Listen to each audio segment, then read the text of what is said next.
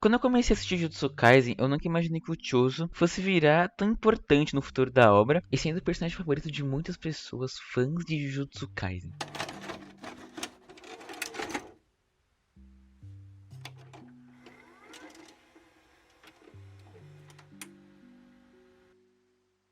A primeira aparição do Choso é meio escondida, meio envergonhada. Ele aparece num flashback com o Ezo e o Keshizo, que eles estão conversando com o Choso, mas você nem dá tanta moral pra isso. E no final ele aparece de novo conversando com Mahito e com Kenjaku após a morte dos seus irmãos queridos.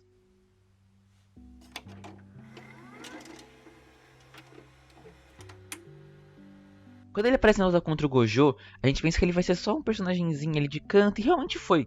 Até porque o foco principal daquele momento estava sendo o Gojo, o Jogo e a Hanami. E logo em seguida o Kenjaku rouba totalmente o brilho, selando o Gojo. É nesse momento que as coisas começam a dar uma reviravolta. A gente tem uma conversa entre as maldições para resolver o que eles vão fazer agora, já que o Gojo tá selado, né? E Shibuya tá um completo caos. E é no meio dessa conversa entre as maldições que o Choso diz que para vingar os irmãos, ele vai matar o Yuji e a Nobara. Porém, para a alegria do Choso, ele esbarra com o Itadori muito antes do que o esperado. E assim se inicia a sua batalha.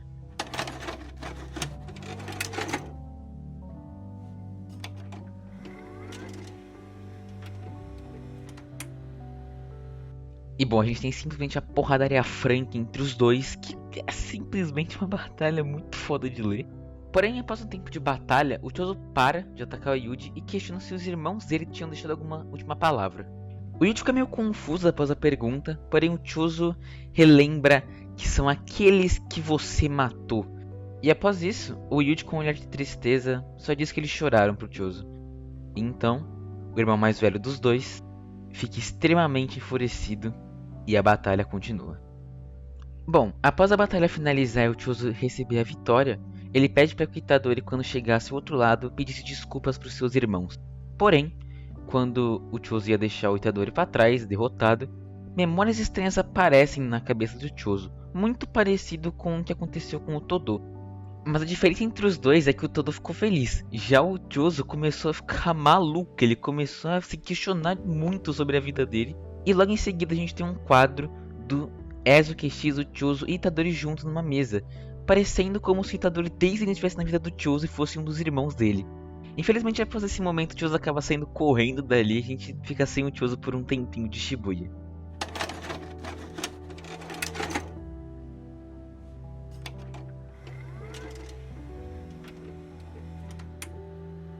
Porém, após longos capítulos, o Choso finalmente volta no 133 e já começando com uma página do Yuji, naquela mesma visão de antes, se questionando se tem alguma coisa errada.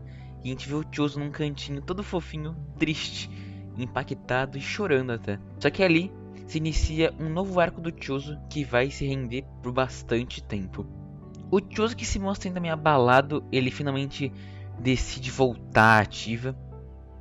E ele vai com um pensamento na mente, se questionando o que seria o Itadori e também se questionando o que ele é. Bom, o Choso finalmente chega na briga contra o Kenjaku e lá a gente tem uma explicaçãozinha breve sobre a história dele com o Norito Shikama, que foi quem criou as pinturas da morte, ou seja, Choso e seus irmãos mais velhos. Nesse momento, o Choso fica extremamente irritado e avança na direção do Kenjaku, mas não por ele ser o Norito Shikama e ter feito tudo aquilo, mas sim por ele ter tentado matar o irmão dele, Yuji Itadori.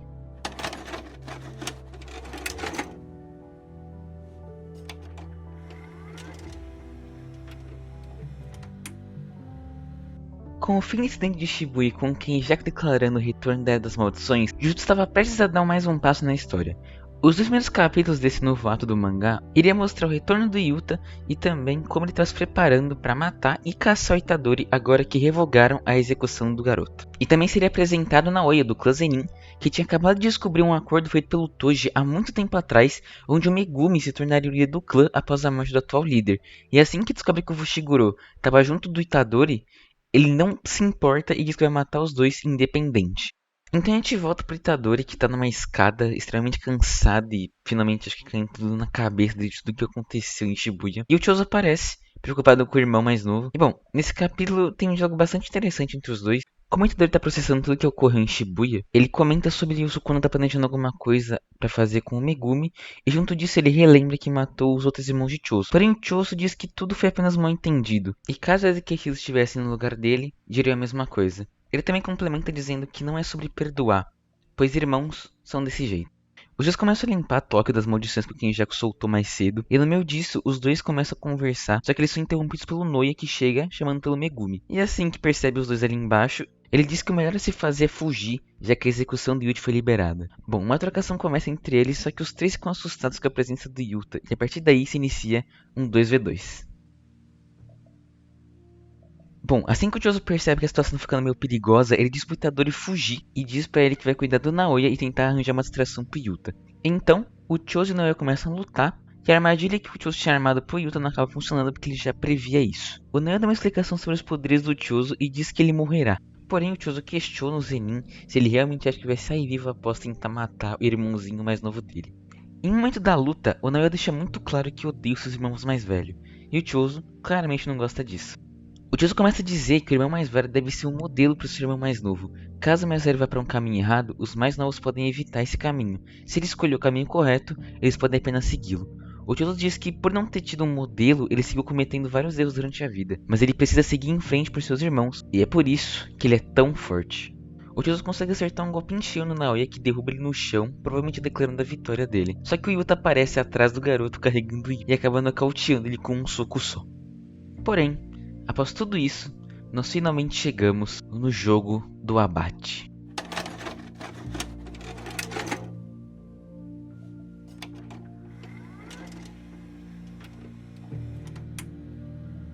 Dando uma boa resumida sobre o jogo do abate que vai ser necessário, resumindo, o Yuta tem um aliado, eles precisam encontrar o Tengen antes do Kenjaku e por aí a gente vai seguir.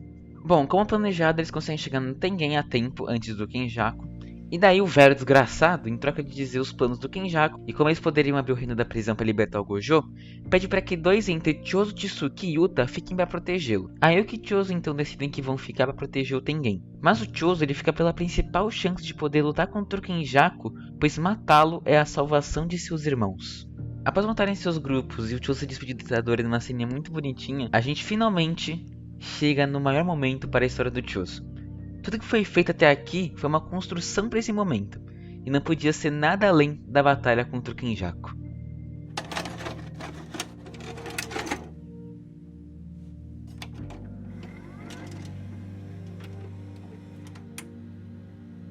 O Choso pede para enfrentar o Kenjaku sozinho, só que a Yuki diz que ele vai morrer se fazer isso. O Choso pede para que pelo menos ele vá primeiro para que a Yuki tivesse uma vantagem depois. Ele complementa dizendo que vai obrigar o Kenjaku a usar a expulsão de domínio para que ele entre no estado de exaustão, abrindo brechas para Yuki atacar. A Yuki aceita mesmo com um remorso, só que ela repete que ele vai morrer se fizer isso. E Choso diz que nada importa pelo bem da maldição de sua mãe que fez ele e seus irmãos. Com a chegada do Kenjaku acima da tumba do Tengen, ele encontra Choso que estava só esperando por ele para atacar. Então, os dois começam a ter uma conversa. O Kenjaku conta pro Choso que esperava que uma nova energia amaldiçoada poderia surgir, então ele tinha muita esperança em meio humanos e meio maldições como o Choso. Enquanto a batalha deles acontece, o Choso questiona quais os planos do Kenjaku para o Yuji, e ele diz que o garoto é apenas uma prisão para Sukuna, e enquanto ele existir, as maldições nunca irão acabar, e assim ele se tornará um furacão da nova era. O Choso diz pro Kenjaku que ele tá errado, pois essa era não vai continuar caso Yuji continue vivo, e sim caso Kenjaku esteja vivo, já que ele é a verdadeira fonte de todos os problemas. A batalha entre os dois continua e Kenjaku mostra que já sabia do plano que os protetores de Tengen tinham formado, e conclui dizendo que não planeja nem ao menos utilizar uma técnica, já que as pinturas da morte são e sempre serão uma falha. Choso questiona o que Kenjaku sabe sobre seus irmãos, e o homem diz que apenas serviram para decepcioná-lo. E após um ataque utilizando uma maldição, vemos Choso caído no chão. O garoto começa a dizer para si mesmo que falhou completamente em ser o irmão mais velho. Ele não conseguiu proteger seus irmãos, não pôde carregar seus fardos e muito menos ser um modelo para eles. Mesmo enfrentando um pai horrível, não podia acertar um golpe sequer, mas ele se lembra de seus irmãos e levanta em puro ódio para mostrar que Kenjaku não pode chamá-los de erro. E antes de avançar, ele pede para que seus irmãos emprestem suas forças,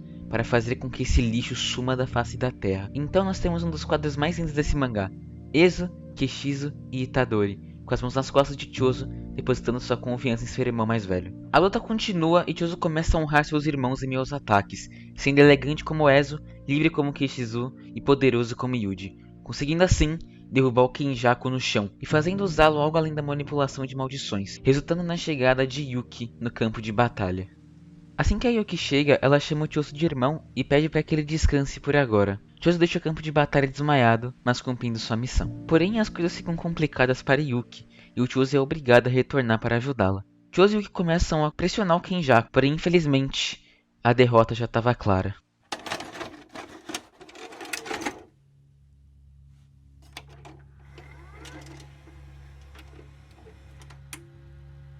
Nós temos um flashback antes da batalha começar. O Choso pergunta para Yuki se ele é humano. Ele conta que quando seus irmãos encarnaram, ele percebeu que os humanos jamais aceitariam suas aparências. Então por isso, ele decidiu que seriam maldições. E por conta disso, ele é o verdadeiro culpado pela morte de Eze e Keshizo. Pois caso tivesse escolhido serem humanos, seus irmãos nunca teriam morrido.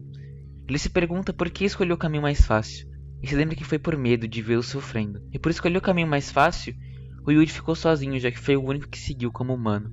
Yuki diz que caso Choso morra, Yuji ficará sozinho novamente. Choso diz que Yuki é gentil por pensar nisso, mas ele não merece viver ao lado de Yuji, pois matou inocentes demais já. A história volta pra batalha, com Yuki perfurada pelo ataque de Kenjaku. Choso usa tudo de si pra tentar matar Kenjaku e salvar Yuki naquele momento, mesmo que isso custasse sua vida. A Yuki diz que era ali onde Choso morreria como uma maldição. Enquanto Choso é expulso do campo de batalha, a Yuki pede para que ele viva, mas dessa vez como um humano.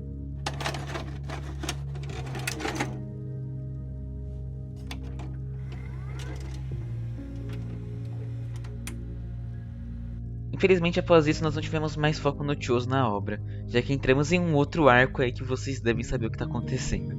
Eu ainda espero que o Choso possa lutar contra o Kenjaku nesse arco final, para finalizar o que ficou em aberto. Quando eu comecei a assistir Jujutsu, eu nunca imaginei que um personagem tão gigante ia acabar virando meu personagem favorito da obra. A construção que Gege fez pra ele foi incrível, o jeito que ele trata seus irmãos e que é sempre honrá-los acima de tudo, torna ele um personagem tão fofo que você só quer abraçar ele toda vez que ele aparece. Eu também acho muito interessante esse debate sobre ter escolhido um caminho mais fácil por ter medo que seus irmãos sofressem por conta de suas aparências. O Choso nunca pareceu se importar tanto com ele sempre colocou acima de tudo seus irmãos, isso fica bem claro na obra. Eu vi esse fim de arco do Choso como uma abertura para ele finalmente aceitar quem deveria ser. E mesmo que esse novo caminho seja difícil, ele vai estar acompanhado do Yuji dessa vez. A vida do Choso foi muito complicada, e eu espero que ele possa encerrar sua história bem sem acabar morrendo. Mas algo é muito claro, toda essa montanha russa que ele passou, sem dúvida deixa claro o crescimento de Choso.